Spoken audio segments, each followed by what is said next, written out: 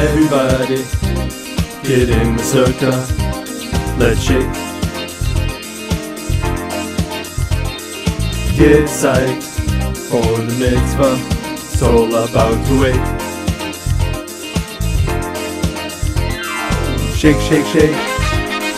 Shake, shake, shake. Shake your Lulav. Shake your Lulav. Oh, shake, shake, shake. Shake, shake, shake. Shake your Lulav. Shake your Lulav. We're shaking the Lulav now. Shaking the Lulav. Up and down. Back and forth. Come on, come on, come on in the sukkah now. Into the Sukkot. Get on under the sky. Under the sky. Come on, invite the Ushpis in now. You gotta open your heart. Open wide. I'm loving, I'm Yisrael. The Jewish people. We're all together. Greetings one and all. We're in the Holy Apple, the Holy Land, the Holy Hilltop here. And we hope everyone had a meaningful Rosh Hashanah, a new year. Today we are on the 7th of the month of Tishrei, 5781. So welcome all to the Jewish New Year. Okay, today's class, with God's help, is going to be a class for the holiday of Sukkot, Sukkot. And the title of the class is Shake, Shake, Shake, Shake Your Lulav. Now that for some of you over a certain age, it might ring a bell, the shake, shake, shake, shake, shake, shake, shake your Lulav, shake your Lulav. Yeah, so that's the name of the class, Shake Your Lulav. As we get into the questions of the class, and of course the answers, but the questions, you'll be able to understand what direction the class is going to. Okay, so let's start from the top. In Leviticus, Vayikra 23:43, when it talks about, when the Torah speaks about the commandment of celebrating the holiday of the booths, Sukkot, there is a dispute. There's a dispute in the tractate of Sukkot between Rabbi Akiva and Rabbi Eliezer. What does it mean when the Torah says that the Jews sat in booths? Rabbi Akiva says it means what it sounds like. It means that they sat in, they put some walls together, some boards together, they made some shade in the desert, and that's what it means, that the Jewish people sat in booths, similar to what we sit in today. Rabbi Eliezer comes around and he disputes this point. He says, no, when the Torah tells us that the Jewish people sat in booths, we're talking about the clouds of glory.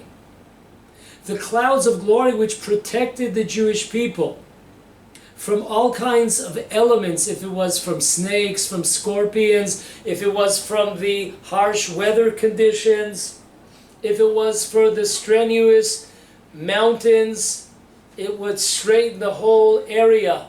There were a lot of different ages of people. There were a lot of different ages of people that were on this journey out of Egypt. So it's not so easy for an 80-year-old fellow to start climbing up mountains in the middle of the desert. So one of the 7 clouds would straighten, like a tractor would straighten the area. Speaking of age, we have a special guest in the audience here, my mom. So I have to be on my best behavior here on the class, I have to be on my best behavior here. She's here in the holy synagogue here, yeshiva here, and I take this opportunity, and I know you'll all join in, that in approximately 16 days, it's my mom's 90th birthday, on the 25th day of the month of Tishrei. So approximately 16, 17 days, my mom has a birthday coming up. She will be the age of 90 years old, and we all bless her that along with all of us we should be able to greet the Mashiach and the coming of Mashiach together. Amen. Okay, so Rabbi Eliezer says, clouds of glory. Question number one. Before I get to question one, there is a different nuance. In the book Torah Kohanim, it says the opposite, that Rabbi Akiva was the one that says it was the clouds of glory, and Rabbi Eliezer was the one that said booths. So question number one is, according to the language of our Talmud, what in the world are we celebrating according to Rabbi Akiva? I can understand a holiday for miraculous clouds. You know, they say these clouds you didn't have to do wash. You know, you didn't need a washer and a dryer, because the clouds would also wash and press. You didn't need a dry cleaners. Your suit and your dress, it was all ready. So this is amazing. That I understand the holiday, because it's miraculous. But what are we celebrating? According to Rabbi Akiva, what's the deal here? That we put some boards together and put up some kind of shade on the top? What's the celebration here? Second question. We are told in the Talmud Taanit, page 9, side A, that there were 3 gifts given to the Jewish people during the 40 years of the desert in the merit of the 3 leaders of the Jewish people, Aaron, Moses, and Miriam. And the Talmud goes on and tells us each one. The manna bread, the food, was given in the merit of Moses. The water supply was given, the well was given in the merit of Miriam. And last but not least, the clouds of glory were given in the merit of Aaron, the high priest. And when the heroes of the Jewish people, these 3 leaders from the same family, when Miriam passed away, she was the first one to pass away in the 40th year. She passed away on the 10th day of the month of Nissan. And the water disappeared because the whole source of water was in the merit of Miriam. So when she passed away, the water disappeared. But it said it came back in the merit of Moses and Aaron. Let's go forward 4 months to the first day of Av. Aaron passes away, and the clouds of glory disappear. The clouds of glory eventually come back in the merit of Moses. Moses was the last one to die. He passed away on the 7th day of the month of Adar, and a month later the Jewish people, led by Joshua, entered the land of Israel. So what's the question? Our question number 2 is, why in the world do we celebrate only one of these 3 gifts? We celebrate the clouds of glory on the holiday of Sukkot in memory of Aaron. But what about the water? Why don't we have a Jewish holiday for Miriam's well? Why don't we have a holiday for the manna bread of Moses? It seems like something's unfair here. Now, as you know, the Jews love holidays. In fact, in the times of Haman, Haman went to the king, Achashverosh, and he said, listen, we got to get rid of the Jews. It doesn't pay to keep them. He said, why not? He says, well, you notice every week they have to take off a day and a half. You know, they have to take off a day and a half for Sabbath. So we lose a day and a half of work. And then every month they have the new month, Rosh Chodesh. And then they have the holiday, the Passover holiday. It doesn't pay to keep the Jewish people financially economically wise, it does not pay to keep the Jewish people. So the Jewish people are always looking for holidays. So why don't we have 3 holidays? One for the water, one for the clouds, and one for the sustenance, the food, the manna bread. Question number 2. Question number 3. If Sukkot, as it says black and white in the Torah, is a holiday which we remember the exodus of Egypt, well, this is really unusual, because when did the exodus of Egypt occur? It occurred in the beginning of the spring, in the month of Nissan. Say what? When are we celebrating? God willing, next week, we celebrate the holiday of Sukkot. But it's 6 months later. It's not in the right time. If it's in memory of the exodus of Egypt, let's do it with Passover. Question number 3. Question number 4. In the book of Leviticus, Vayikra, chapter 23, verses 42 and 43, it says the word Sukkot twice, and it's spelled differently. One time Sukkot is spelled with a Vav, and one time Sukkot, in the same verse, is spelled without the letter Vav. Vav looks like a finger. What's going on? Why one time is there a Vav in the word Sukkot, and one time no Vav? What is that coming to teach us? Question number 5. It says in the book of Nehemia, who led, along with his partner Ezra, they led the return to the second Jewish commonwealth to build the second temple after 70 years of being exiled, thrown out of Eretz Israel to Babylonia. So it says something really bizarre in the book of Nehemia. Listen to this. It says, we're on chapter 8, verse 17. It says that all the Jewish community that returned from Babylonia to the land of Israel, they celebrated the holiday of Sukkot, and they sat in booths. And something that they had not done from the period of Joshua, the son of Nun. Whoa, what is time out on the court here, folks? What is going on over here?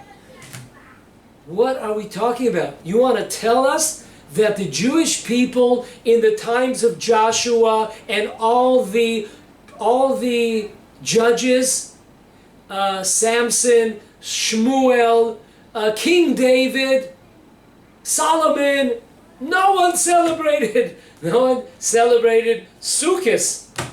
Sukkot. Amazing. What is going on here? Why does it say that the Jewish people did not celebrate Sukkot from the time of Joshua? Question number 6. And this is really the title of our class. It's catchy, the shake, shake, shake, that's catchy. But the real subject matter here is when we say shake, shake, shake your lulav, did the Jewish people shake their lulav in the desert for 40 years? Did the Jewish people sit in booths for 40 years? Bottom line, did the Jewish people celebrate the holiday of Sukkot as we know it for 40 years? Or did they only celebrate it when they entered the land of Israel? That's the question. 6. Folks, sometimes when we hear 6 questions, we get nervous. Wow, so many questions. The good news is pretty much there's one answer for all these 6 questions. So let's put on your seatbelt, and we're beginning our journey now through many, many sources to answer this question, these questions. The first glimpse into the answer to all of these questions is none other than the grandson of Rashi, the famous Torah and Talmud commentator, lived 900 some years ago. So this is his grandson. His grandson claimed in a few places that he was more to the bottom line. We know that there are 4 levels of the Torah. There's the simple level, there's the more complicated, there's the more spiritual, there's the hidden secrets. It's called Pardes, Pshat, Remez, Drash, and Sod. So the Rashbam said, I'm more of the simple explanation, even more than my grandfather Rashi was. And he says the following, in the book of Leviticus, chapter 23, verse 43, an amazing idea here. He says, the idea, what is a sukkah? A sukkah means what we know today. These walls, these booths that we sit in. You know, we put some walls together, we put some a palm tree branches up there. That's what it is. And now he explains why. What is it? What is the holiday coming to teach us? I don't get it. Why do we have a holiday celebrating somebody putting up, some nails or some screws and some boards and some palm tree branches? What is going on? There is no miracle here. What was the big deal? He explains it amazingly. He says we know that all the 3 major holidays, Passover, Sukkot, and Shavuot, they're all connected to agricultural times of the year. Passover is connected to barley. If you look in the land of Israel, you'll see at the time of Passover, you'll see that barley is beginning to ripen in the land of Israel. If you look at the time of Shavuot, all over the land of Israel, you'll see in the fields, you'll see the wheat, yellow, brownish, ready, ripe. And we know that in Sukkot was the time where all the produce in the fields were taken from the fields and put into various storage places so they would not be damaged with the coming rains. Because we know that Sukkot is on the border of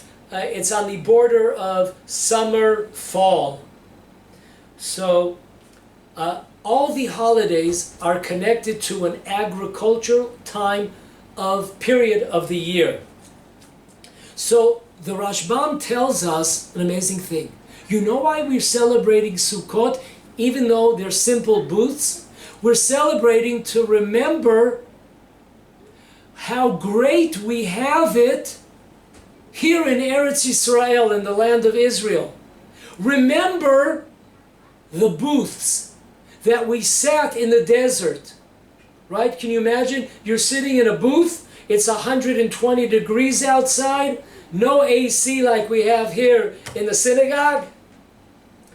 It's 120 degrees over there, you're sitting in booths, you might have some flies, some mosquitoes.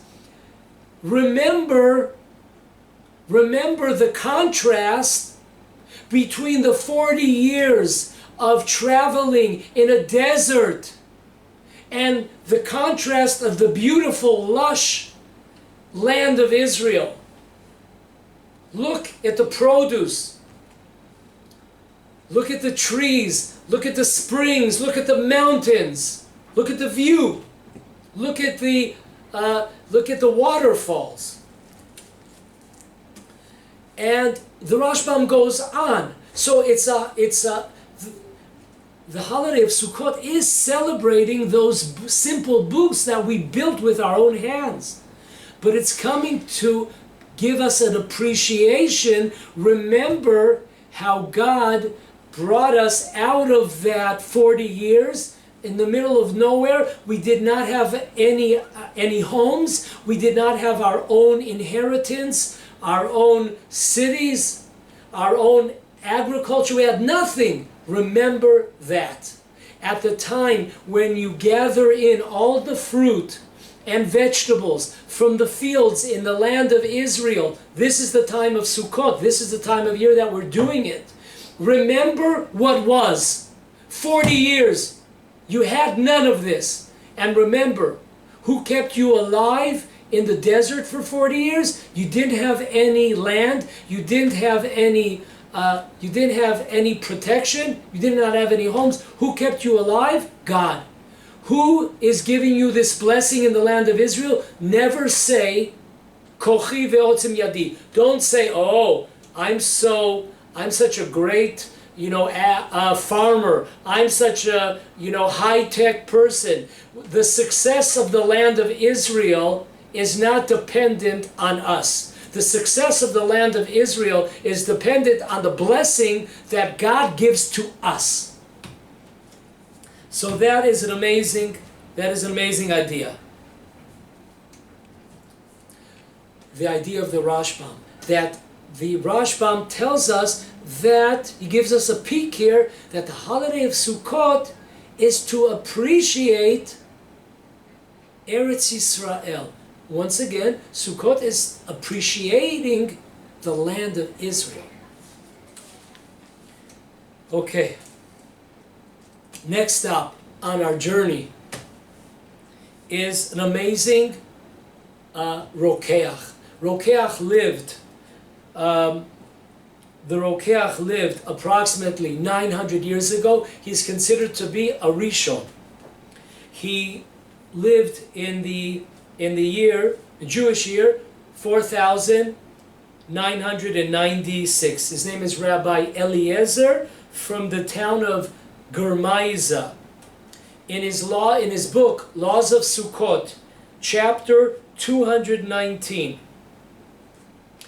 he brings down a lesson that is based in the source of Bamidbar Rabbah 1932. In the source of the words of our sages in Bamidbar Rabbah, it says there that the Jewish people began the conquest of the eastern part of the land of Israel. They began the conquest of the eastern part of the land of Israel in the month of Elul against the kingdom of Sichon, the king of the Amorites, and the battle continued for approximately 2 months. Also during Tishrei, they also fought against Og, the king of the country, the Bashan. So, what does that mean for us here? Listen closely. An amazing Rokeach. The Rokeach writes, in the laws of Sukkot, what is this? We just quoted the words of the sages about these wars for the land of Israel. The beginning wars of conquering Eretz Israel, the eastern part of Israel, began in the 40th year of our journey in the desert. It lasted from the month of Elul, and then a half a year later in Nissan, it continued when we conquered Jericho.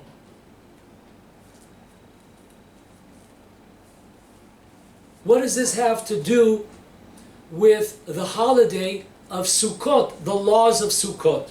So listen to the Rokeach.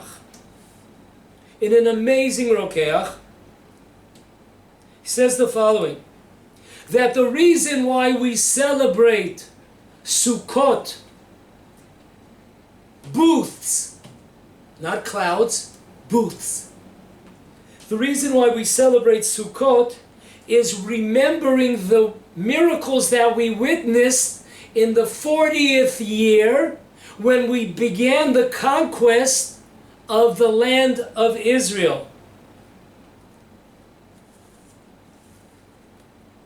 The conquest that began, he writes, in the months of Elul and Tishrei and continued in the month of Nissan 6 months later when the Jewish people entered the land of Israel and in the month of Nissan conquered the city of Jericho. You remember? And the walls came tumbling down, down, down. So the Jewish people fought while they were in these booths. Imagine that. You're on a battlefield. Where would you like to spend your time if on a battlefield when you need some rest, you have to change the battalion groups? You would probably want to be 30 feet underground in some kind of, one of these bunkers that you could, these super duper bunkers that you could have all the missiles coming and nothing happens to you. The last place I would want to be, and I'm sure you too, would be out in the middle of a battlefield and you're sitting in one of these flabby Sukkot. Like you go like this and it could blow and, blow it down. A little wind comes. How many times have you been in your sukkah or you wake up in the morning, hey, where is my sukkah? Last year in Israel, my daughter, who lives up north in a town called Harish, she sent us photos of where she lives. If you remember last Sukkot in Israel, there was one day, it was unbelievable windy. So you see, she's filming on her phone, on her cell phone, she's filming like, remember Wizard of Oz, like when the wind comes and these houses start flying somewhere over the rainbow. Remember those houses in Kansas or wherever that was, like flying in the air? So you see all these people Sukkot flying in the air. Amazing Rokeach. Hey, I thought the holiday of Sukkot was that God gave us these clouds that protected us from snakes and scorpions and the elements and the weather and the rain and the sun and the heat.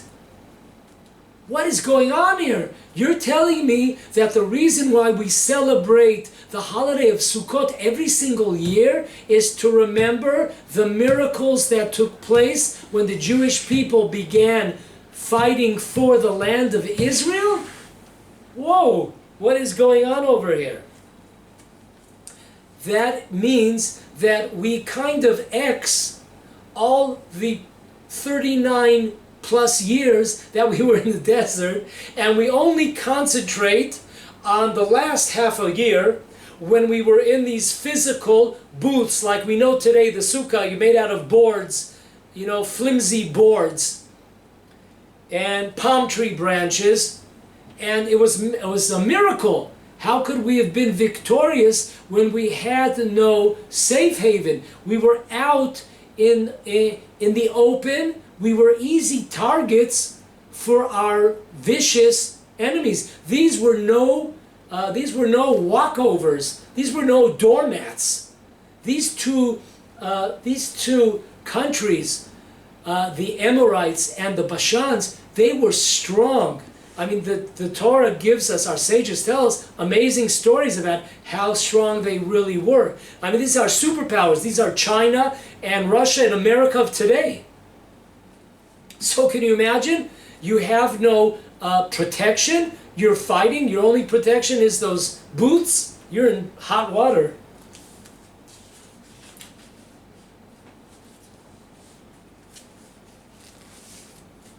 Okay.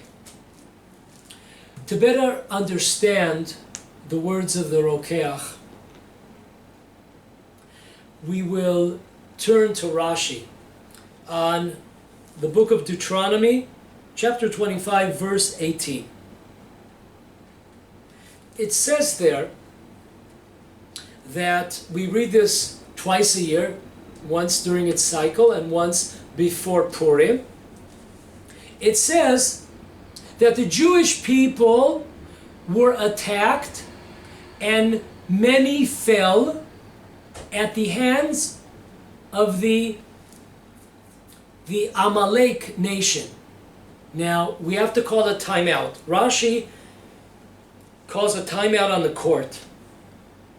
He brings down the words of our sages in Tanchuma. The portion is Kitetse, that's Deuteronomy, and it's paragraph 10. Okay? Rashi quotes the words of our sages. How is it possible for the people of Israel to be attacked by the nation of Amalek when we were protected by the clouds of glory? Now we know when the Jewish people left Egypt, the Egyptians, after a few days, came and began to chase after the Jewish people. They regretted releasing the Jewish people after a couple of days, 3 days. And they started chasing after us. On the 7th day, they meet up with us. And they start attacking the Jewish people with all types of ammunition that they had in those days. And not one Jew was hurt. How is that possible? Because the Jewish people were protected by these heavenly 7 clouds. So how is it possible? Let's fast forward. We're talking now about a battle that took place against Amalek 3 months later, at the beginning of Sivan. Before we received the Torah, there was a battle that took place one day, Jewish people versus Amalek. So how is it possible that the Torah is telling us that there are Jews that fell in the battle?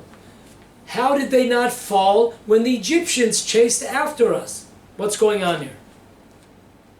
So Rashi, quoting the word of our sages, responds the following. There were people within the clouds who proved to be not righteous. And they were expelled from the clouds. Our sages give us an example, the tribe of Dan. They were, so to speak, spit out of the clouds. They were the ones that Amalek was successful in attacking because they did not have the protection of the 7 holy clouds. So we see, if you're outside the clouds, you are in danger, buddy. You're in a big danger here. Now fast forward. Those 2 events that we spoke about, the Egyptians attacking the Jewish people on the sea. The 3 months later, the Amalek nation attacking the Jewish people. And only those outside of the cloud were killed. No one inside the cloud was affected. So now, understand the miracle. Folks, this is an amazing thing. Let's look at an historical view here. What happened with the clouds?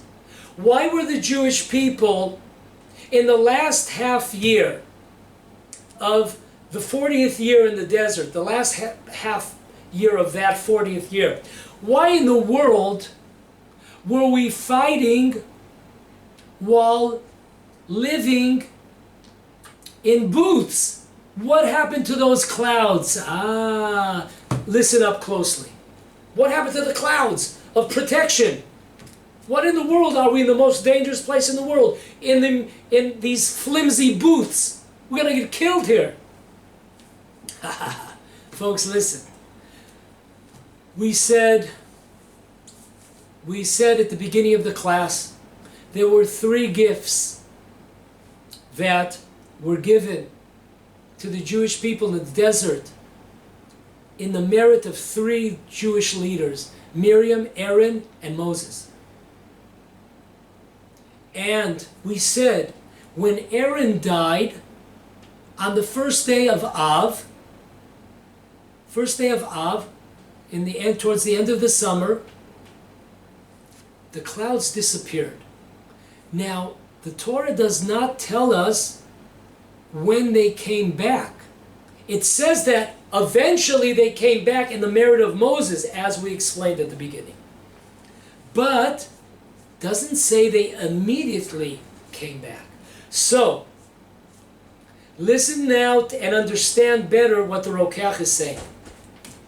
We lose the clouds when Aaron passes away. How long did the Jewish people mourn Aaron? For 30 days. That leads us up to the beginning of Elul. Elul comes. When Elul comes, okay, we're in according to the Rokeach. And by the way, I wanted to tell you, you might say, oh, Yehuda, Brother Yehuda, okay, that's one opinion. Is there any other supporting cast to this opinion? Well, let me tell you some heavy hitters. We have, I'm only talking about right now, Jewish law commentators. I'm not talking about, is this idea brought down in books? It's brought down in hundreds and hundreds of books. But I'm talking about Jewish law. What the Rokeach said, the reason why we celebrate the holiday of Sukkot is because remembering the first battles for the land of Israel, the eastern bank of the Jordan, of Eretz Israel, of the land of Israel. That is why we celebrate the holiday of Sukkot. This is brought down by the Eliyahu Rabbah, Code of Jewish Law, chapter 625, V'chaye Adam, Principle 146a. This is brought down by the Chatam Sofer in his question and answer volume, Orach Chaim 185. This is also brought down by the Chatam Sofer in another book of his called Torah Moshe in the chapter Leviticus Emor, chapter 23.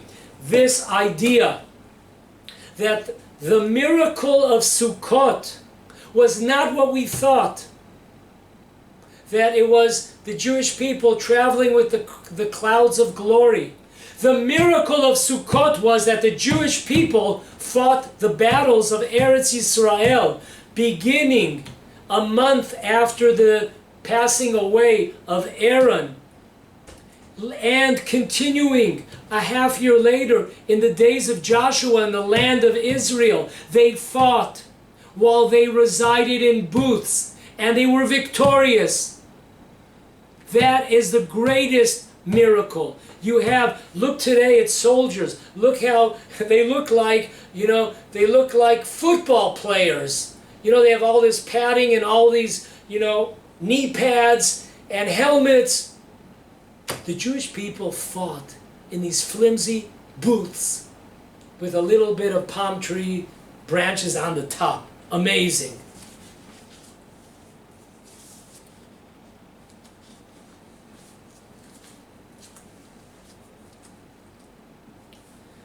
That was the miracle.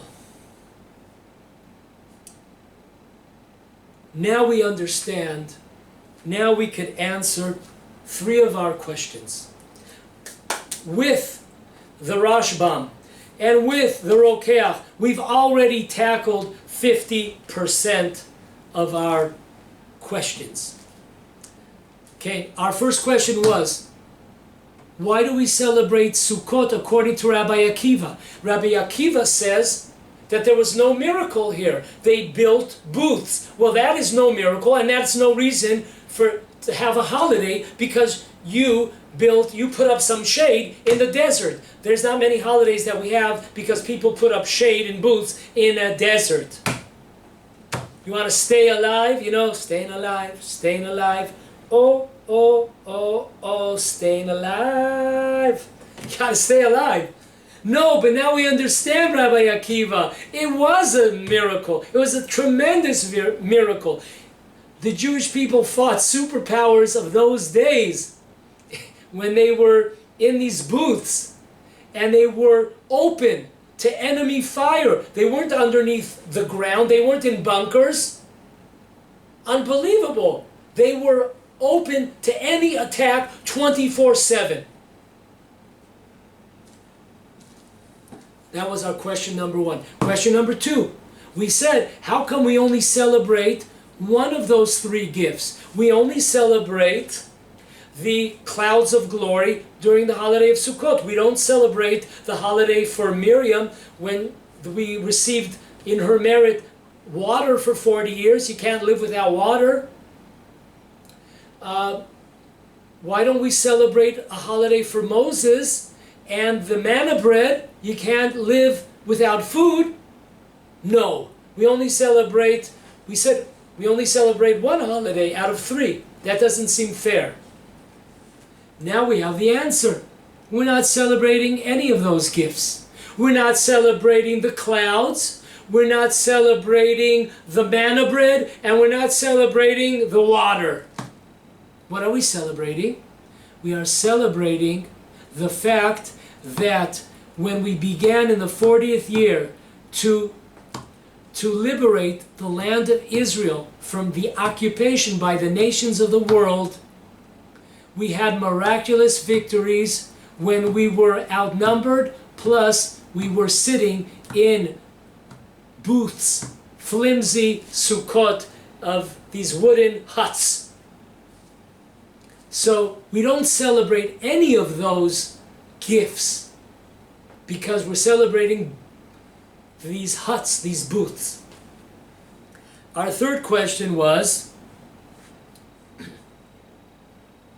how come if Sukkot is in memory of the exodus of Egypt, we're celebrating it in Tishrei? Now we have the answer. Why? Because we were victorious in conquering the eastern part of the land of Israel. We were successful in conquering it during the period of Elul and Tishrei, which leads us right to this time of the year. That is why we celebrate at this time of year, because the miracles of our victories for liberating the land of Israel took place around this time, and we'll see later, this time of Sukkot, when we fought outnumbered, and plus we were in these huts and booths, which was a terrible place to hide out. So we already have our 3 answers. Next, this revolutionary idea by the Rokeach, brought down by many of the Jewish law commentators, and brought by down hundreds of Jewish thought commentators, Jewish philosophy. There's a difficulty in the language of the Torah to accept what the Rokeach is saying. Why? Because it says black and white, that the holiday of Sukkot is in remembrance of the exodus of Egypt. So if we're celebrating a holiday, Exodus of Egypt, it does not make any sense that now we're saying, according to the Rokeach, we're not celebrating the Exodus of Egypt when God provided us the clouds of glory. No, we're not saying that anymore. Now we're saying, fast forward to the year 40, the 40th year of the journey in the desert, and go a half a year into the 40th year, and now you want to tell me that I understand that there were tremendous miracles when the Jewish people fought in the eastern part and liberated the eastern part of Eretz Israel from the hands of Sichon and Og. I understand. They were in booths. Got it. But how can you explain the language that we are remembering the exodus of Egypt? That is the problem. Now listen closely. An amazing answer. The answer we are about to give, we're going to give one answer given by two commentators. The first one is our hard-hitting Khatam Sofer. Khatam Sofer in Questions and Answers, Orach Chaim 185. And also, we will be bringing the commentator Beit Yishai on page 29. They both kind of prophesize in the same language. What's the idea?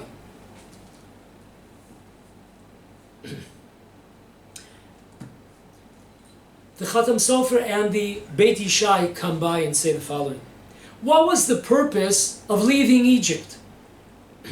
Was the purpose of leaving Egypt so we could leave? Or was it to come to the land of Israel? Was the purpose of leaving Egypt so we could go to perhaps Babylonia, perhaps Assyria, perhaps Iraq, Iran, Turkey? What's the idea? Just to be free? Or was there a purpose? So the Khatam Sofer and the Beit Yishai say straight out, I quote, "The purpose of leaving Egypt was to go into the land of Israel. Therefore, until the land of Israel was conquered, this is still considered as leaving Egypt." Folks, the Khatam Sofer, he just hit a grand slam out of the stadium. Got it? This is an amazing idea. The Exodus is not finished until we enter the land of Israel. And when we began liberating and entering the land of Israel during the 40th year on the east bank of the Jordan, this was leaving Egypt. We are beginning to fulfill the purpose of leaving Egypt. So the words that the Torah say to remember the holiday, we remember on Sukkot that we left Egypt. These are exactly the words that we're using here. Exactly. The purpose of leaving Egypt was not attained until we began to conquer and enter the land of Israel. Period. Add this to the Beit Yishai says a little bit differently, that if you look in the book of Exodus, in the portion of Va'era, we see that there are not only 4 languages of redemption, there is a secret, so to speak, 5th language. What is that 5th language? Ve'eveti etchem el haaretz asher nasati et yadi latet ota. I have brought you to the land that I have promised to Abraham, Isaac, and Jacob. Oh, so the Beit Yishai says there are not 4, we drink 4 cups on Passover, but we know there's a 5th cup, the cup of Elijah. Yeah? And that 5th cup is representing the coming into the land of Israel.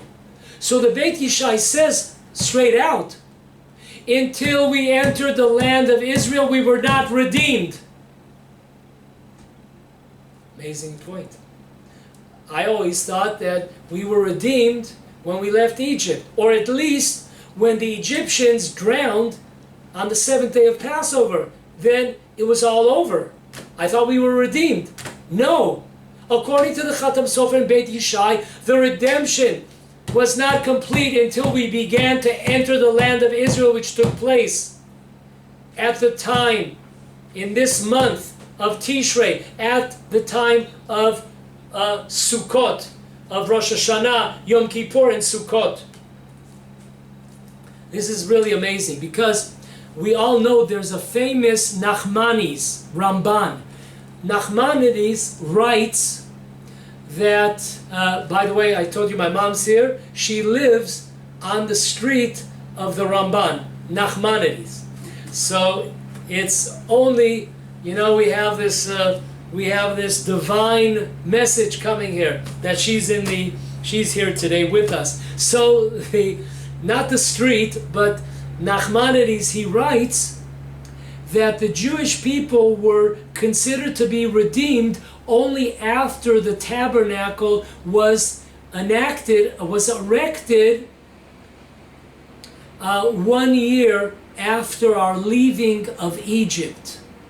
So the Jewish people were not considered, according to Nachmanides, the Jewish people were not redeemed until 1 year after the so-called redemption, we'll call it the Exodus of Egypt. They were not redeemed until they built the tabernacle. Comes the Khatam Sofer, comes the Beit Yishai, and they go even further. We were not considered to be free people, redeemed, redemption, until the last couple of months when we began to conquer the land of Israel. Once we start coming into the land of Israel, we are redeemed. This is redemption.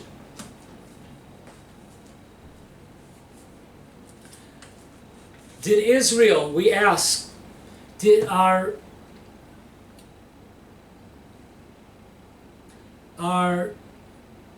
fourth question,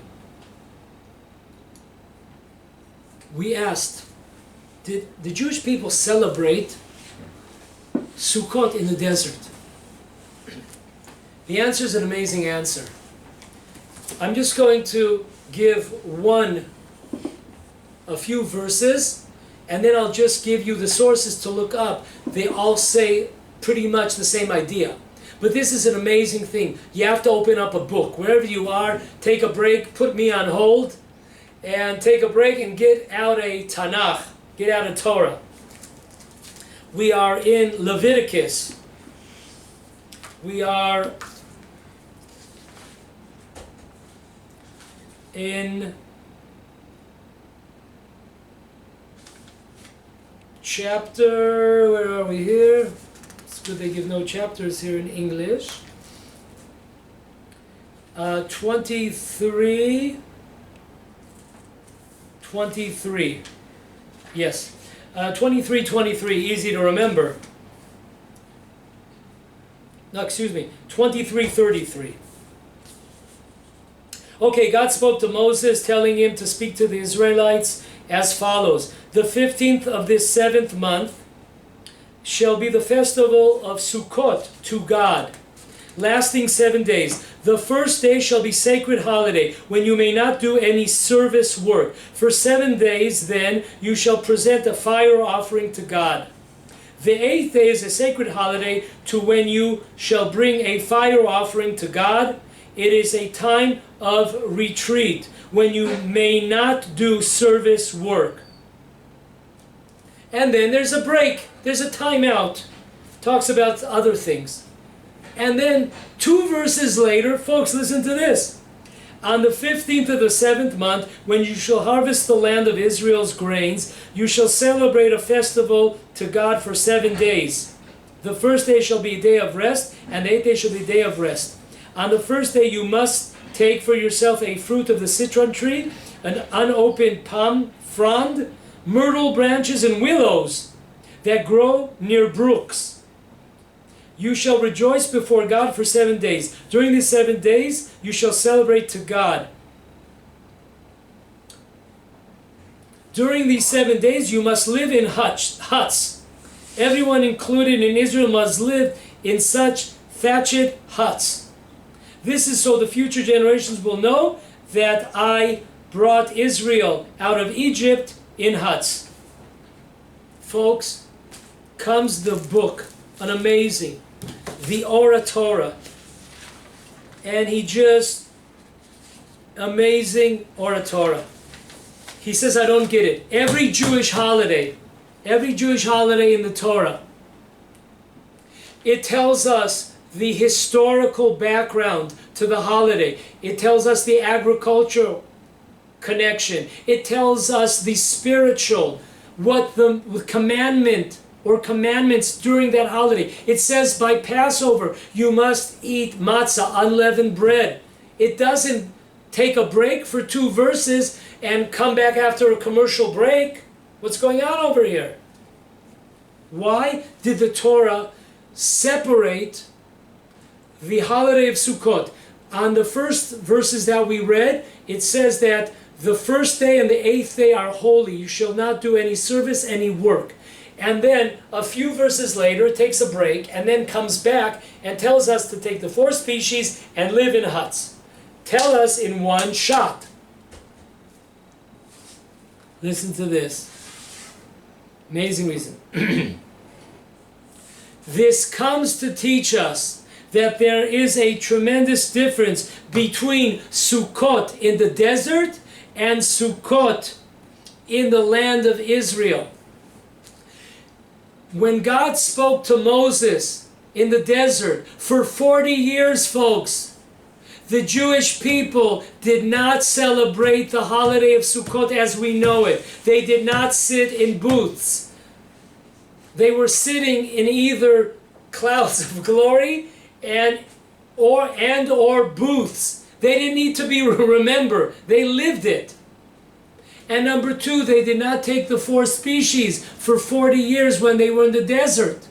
So the first few verses are talking about 40 years in the desert. What did we celebrate? The first day of Sukkot and the 8th day, we did not do work. That was it. And we brought a sacrifice, nothing else. When the Torah later on, after a couple of verses, after a break in the action, when the Torah tells us that we must sit in booths and we must take the 4 species, this is talking when we leave the desert and we go into the land of Israel.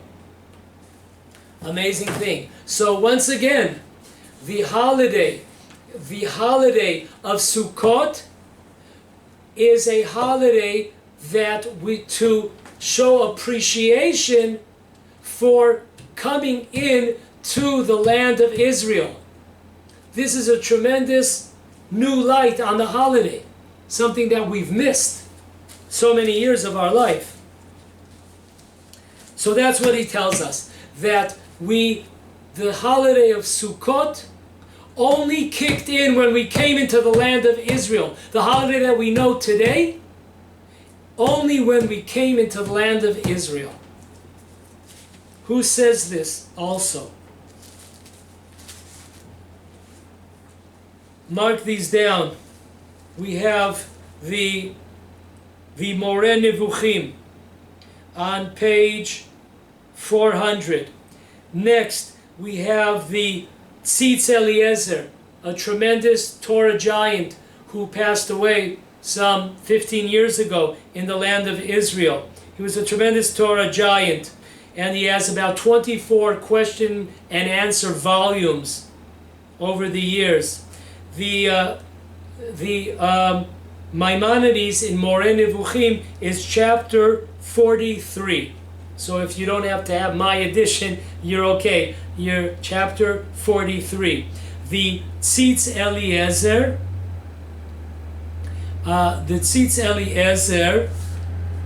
is in the 7th book, his 7th book. It's the 31st question.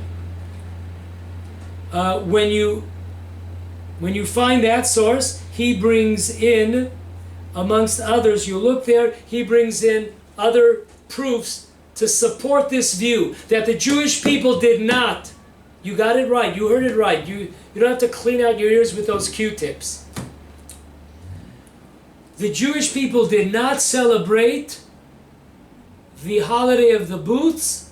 They did not celebrate with the four species until they came into the land of Israel. Sukkot is the holiday of the land of Israel. Celebrate, rejoice in the land of Israel. He brings down the Tzitz Eliezer.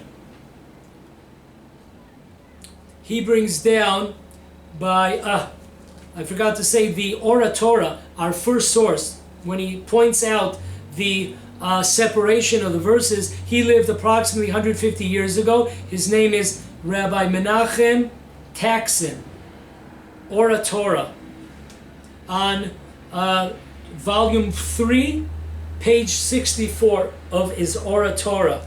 So the Tzitz Eliezer, going back, he brings down the commentators, number 1, Minorat HaMeor, Seidah Lederech, the Barvanel, and also the Mabit. So he brings 4 different sources more that say very clearly that the 4 species are to remember the beautiful land of Eretz Israel, of Israel. When we had, in the desert, we did not have the opportunity for these beautiful 4 species. And it's to remember the beauty of the land of Israel when we do have the opportunity. I remember as a kid in Los Angeles, there would be, maybe in a synagogue of 500 people, there would maybe be a handful of people that had the 4 species. Most people did not have it. It's not like today where Israel exports the 4 species all over the world. It wasn't like that. Only a few had it. So this is the abundance. This is celebrating, Sukkot celebrating the abundance, the 4 species, the beautiful 4 species of the land of Israel. Okay, next. All the above answer question 6. Did Israel celebrate the holiday of Sukkot in the desert? The answer, according to most opinion, is N-O. That's no, for those that don't know how to spell. Last but not least, our last question was, how could it be that in the book of Nehemia, it tells us that the Jewish people, when they returned to build the second temple, second Jewish Commonwealth, after 70 years in Babylonia, how could it be that they tell us that the holiday of Sukkot, the sitting of the booths, was not celebrated up until then? The return of the exile of Babylonia was not celebrated from the time of Joshua. That sounds really bizarre, far out. It doesn't register in our minds. What does this mean? Folks, put on a seatbelt. Listen to this unbelievable Torah here.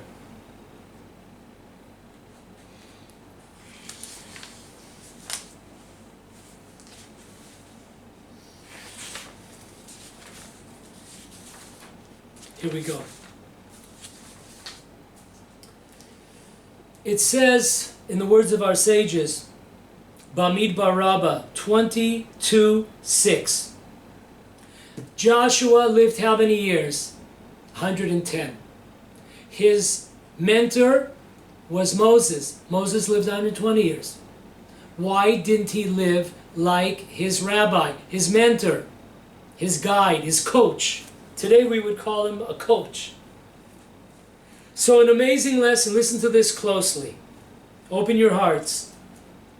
Joshua should have lived, our sages tell us, 120 years. Why did God take off 10 years from his life? He took off 10 years from his life because of the fact that Joshua, so to speak, a little bit, slacked off when it came to liberating and conquering all of the land of Israel. It took 7 years to fight, 7 years of battles, and 7 years to give inheritance, divide the land of Israel amongst the 12 tribes. Unlike Moses, this is the words of our sages, unlike Moses, he should have learned from his rabbi, his mentor. What did Moses? God comes up to Moses and said, listen, we have a battle now against the Midianites. And as soon as you finish this battle, you die. And it says by our sages that if Moses wanted to, what could he have done? He could have gone into a bureaucratic mode. You know, those bureaucracy modes? You go to an office and they send you to an office, to an office, to an office, to an office, to an office. Some of us know more of this bureaucracy than others. They call them, I think, the bureaucrats. So, this is unbelievable. If Joshua wanted to, he could have stalled. Excuse me, if Moses wanted to, he could have stalled the war, the revenge against Midian. But he said, we're going to do it right now. We're not waiting here. Amazing thing. But Moses, you're going to die. Your life is dependent on this war. As soon as you finish, you're over. Your history. Doesn't matter. God asked me to do it now. I'm here. Hineni. I'm doing it now. Joshua should have learned the lesson. But Joshua schlepped it out. He kept on. He pulled it too long, pulling the strings too long. It was delayed too long. It tells us our next piece of advice. So we see, very interesting, that Joshua, when it came to the land of Israel, he came up a little bit short. Also very interesting that Moses, who does he bless not to fall into the trap of the spies? Not Kalev. Not Kalev. Joshua. He was worried about Joshua. So once again, there's some kind of a lesson, microscopic. Once again, we're talking about great leaders of the Jewish people. But still, microscopic. There's still some kind of lack. When it came to Joshua, there was some kind of lack in conquering, relating to the land of Israel. So therefore Moses was afraid that he would fall. Moses was not afraid that Caleb would fall. And we see here that Joshua actually fell. He prolonged the battles of Israel in order that he would live longer. Next source, the Talmud in Erechim, page 32, side B. The Talmud gives us a verse with Joshua's name, where Joshua's name, the verse is what we read in the book of Nehemia 8:17, chapter 8:17 verse. And very interesting, it says, when it spells the name of Joshua, he's missing a letter. They removed a letter from his name. They removed the hey from his name. Why is that? Why was Joshua punished that he had a letter removed from his name? There is an expression amongst the Jews, may their name be erased. Yimach Shemo. So when a person loses a letter, that is part of Yimach Shemo. Some of that person's name has been erased. We don't say that to righteous people. We say it to wicked people. So what's going on here? Why did Joshua lose a letter? So listen to the answer of the Talmud. Talmud tells us that Joshua lost his letter because he did not believe in the merit of praying in the land of Israel. He did not believe in the power of prayer the land of Israel offers. Folks, remember, we're 4 days before 4 days before Yom Kippur, the fast, and a week, 8 days before the 8-day holiday, depending where you are in the world, 9 days of Sukkot. Take advantage of prayers. If you're in the land of Israel, pray. Pray for the Jewish people. The power that we have here in the land of Israel, you cannot compare to anywhere in the world. So the Talmud tells us that Joshua did not believe wholeheartedly. I'm sure he knew, but maybe there was a 0.000 point something percent where he didn't believe in the power of prayer of the land of Israel, that he could have annulled the evil inclination for idol worshiping. He could have, if he wanted to, he could have prayed to God in the merit of the land of Israel where he entered to abolish the evil inclination the world once had. Today we laugh. We laugh at people that worship idols. It's not a laughing matter. In the days of old, there was, just like today, many of us have an evil inclination for food, for money, for honor. We're not laughing. They had the same drive for idol worshiping. Imagine that. Imagine that. So Joshua doesn't pray to abolish. How many times were Jewish people, how many thousands of Jews lost their lives because they worshipped idols when during the hundreds of years that the Jewish people were residing in the land of Israel? It was only 600 years later when the Great Assembly abolished the evil inclination for idol worshiping. 600 years later. It's a long time. Many Jews were no longer.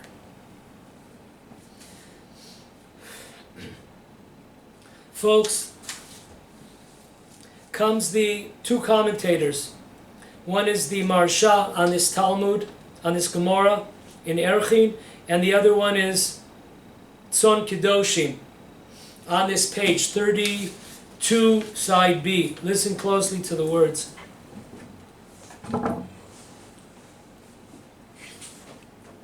Why was the letter Hey taken away from Joshua's name? We said he was punished because he didn't pray for the abolishment of the evil inclination for idol worshiping. So they took away the Hey. Why is that? Because Moses added a name.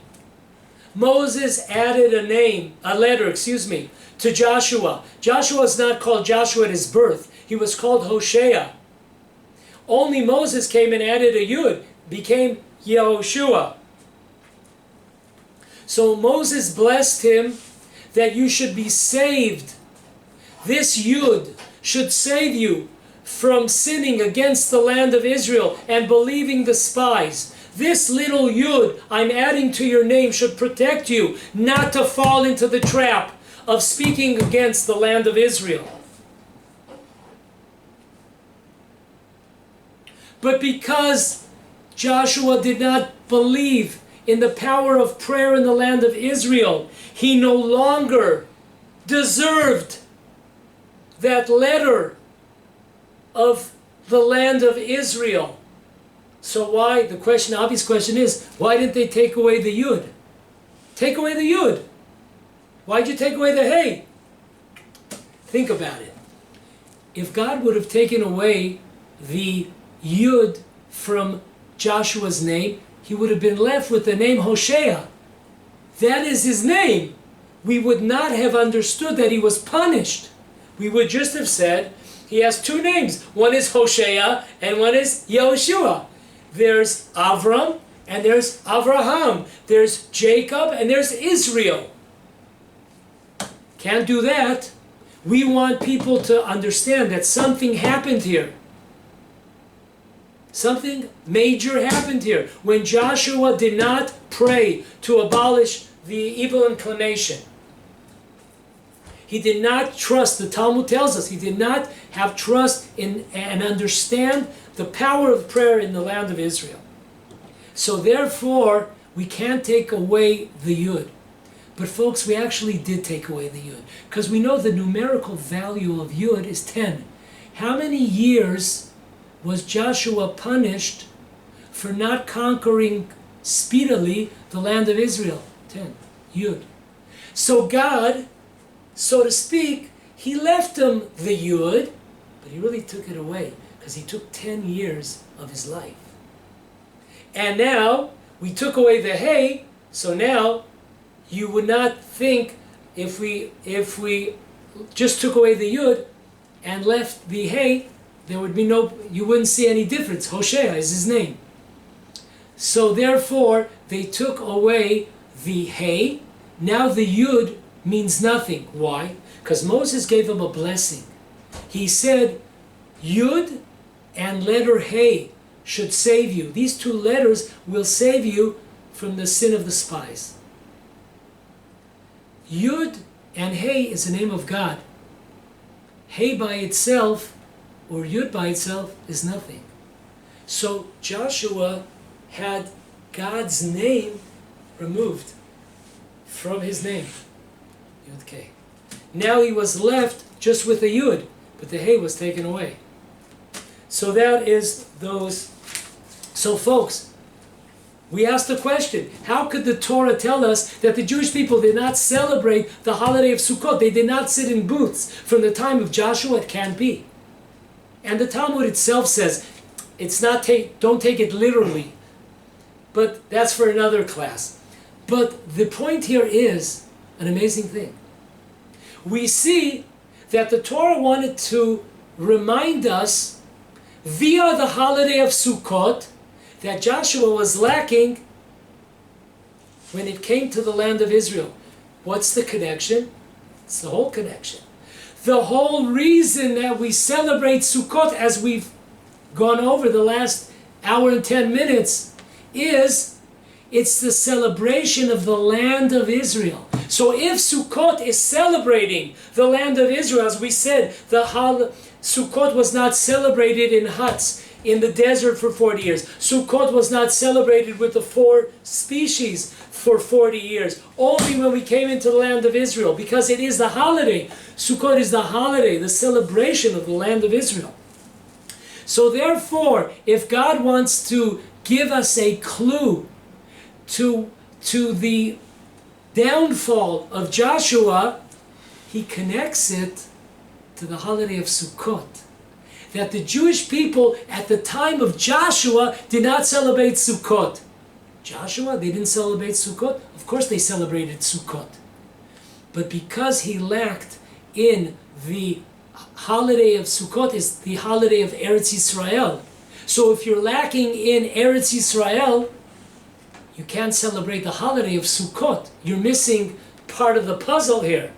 So this is a reminder for all of us that every Sukkot we remember that we are celebrating the present, the gift that we were given, the liberation, the conquest of the land of Israel from the time of end of days of Moses, Joshua, until our days, until our times themselves. So we remember Eretz Israel, Sukkot is the holiday celebrating Eretz Israel.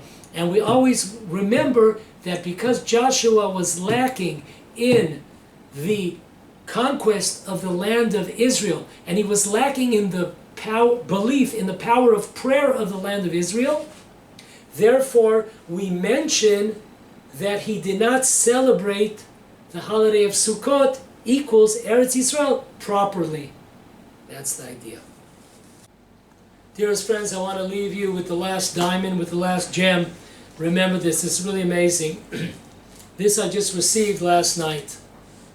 In fact, I was so amazed, I called up the author of the book that I was learning this from to give him a big congratulations on what he wrote.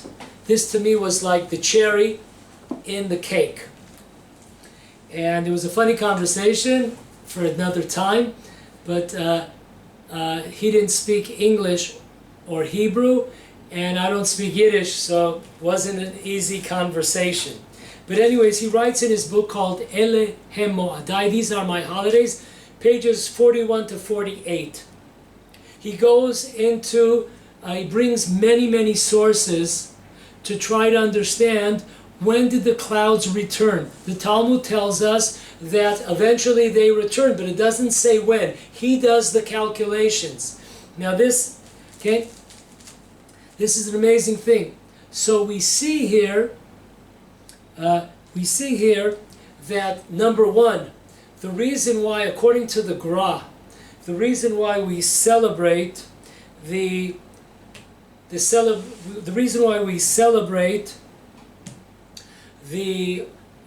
holiday of Sukkot in the fall, in Tishrei, is because he does the calculations, the Gra, the Rabbi Eliyahu of Vilna, and he proves that at the time of the first year in the desert, in the 3rd month, when the Jewish people sinned with the golden calf, the clouds were taken away as a punishment for the Jewish people. When did they come back? He does all the calculations. They came back on the 15th day of the month of Tishrei. Welcome the holiday of Sukkot. That's why we celebrate Sukkot in the fall, in the month of Tishrei, because the clouds came back after being gone from the month of Tammuz. So we had approximately 3 months without the divine protection of the clouds. But now comes Rabbi Tzvi Hirsch Weiss in his book, and he hits it out of the stadium. He does all the calculations, and he says, and he proves the following, that another reason why we celebrate Sukkot in the middle of Tishrei and not when we left Egypt in Nissan, is because of the fact that when Aaron passed away on the first day of Av, the clouds were disappeared. And it's true that they returned, but when? And he does all the calculations, and he comes up, drum roll, 15th day of Tishrei. God returned the clouds of glory after being gone for 2.5 months from the Jewish people. The clouds of glory returned to the Jewish people. While we were fighting, we had a break in the action to celebrate the holiday of Sukkot. While we were fighting in physical huts, booths, came Sukkot, and the clouds of glory came back once again, which answers our last question, question number 6. Why one time in the Torah does Sukkot is with a Vav, and one time Sukkot is without a Vav? So the Rabbi Weiss says very simply, and he brings down proofs to it, there were 2 types of Sukkot that we celebrate. We celebrate, as we proved, the physical booths, huts, as Rabbi Akiva said, when we fought wars to liberate the land of Israel in these months of holidays. And also we celebrate the clouds of glory, which returned also at this time of the year, 40th year in the desert, at the time of Sukkot. So therefore, there's 2 types of Sukkot. One's physical and one was spiritual. And we need both.